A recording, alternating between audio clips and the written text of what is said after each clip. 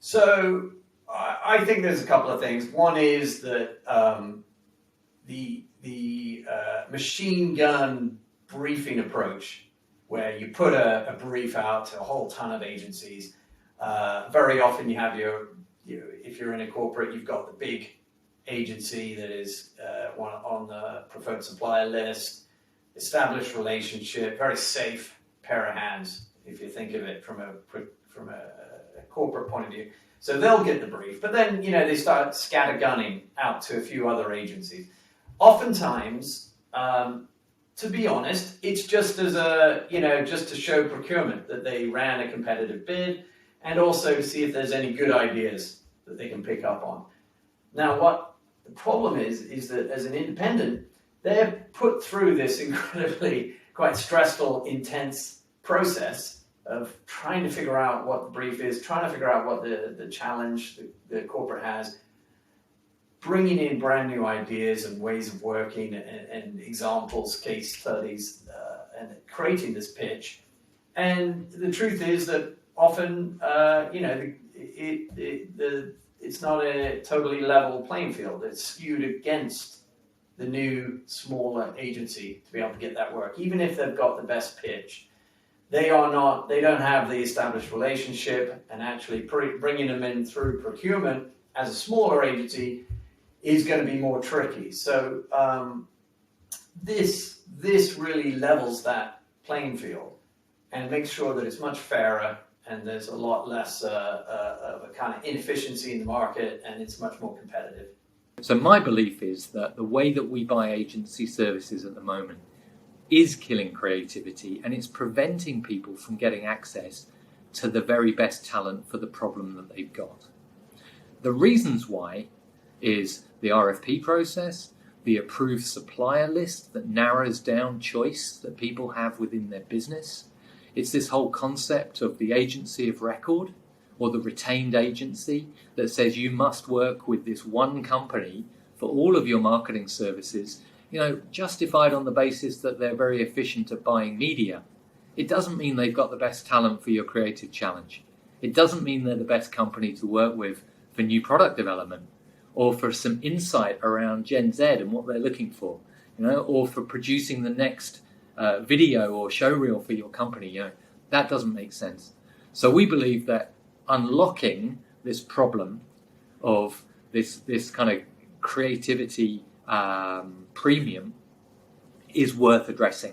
There's a 3-letter acronym that just represents everything about killing creativity through a procurement process by accident, and that is the 3 letters RFP.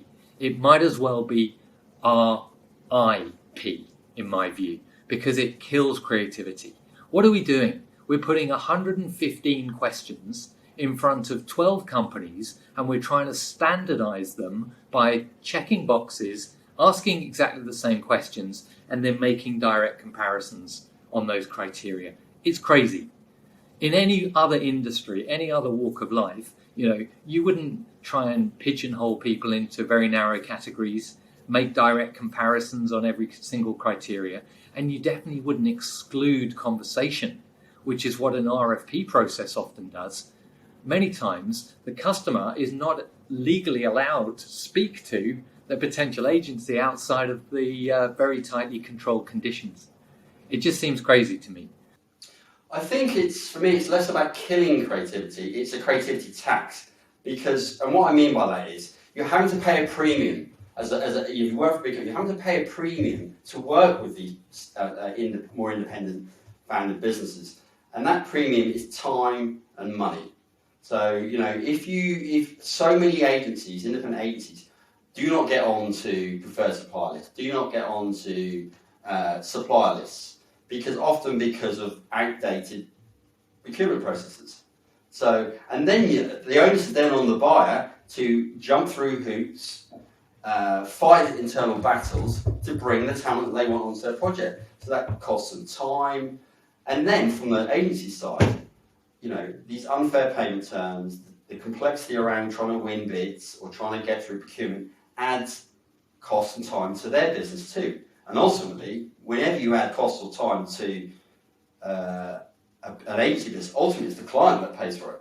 So they get denied access to the best talent, the biggest pool of talent in the market, and they actually ultimately pay more for it because of these outdated processes of working with small independent businesses.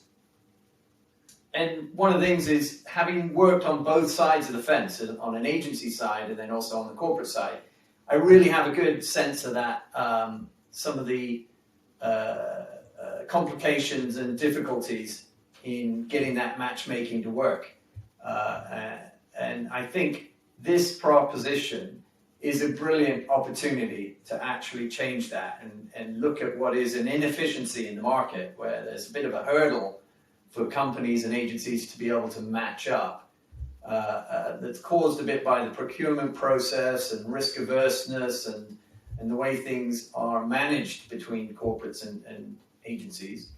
And this could really open up and democratize essentially some of that agency work into corporates. So I'm really excited about that. And that's why I'm part of the team and very much pumped up about it.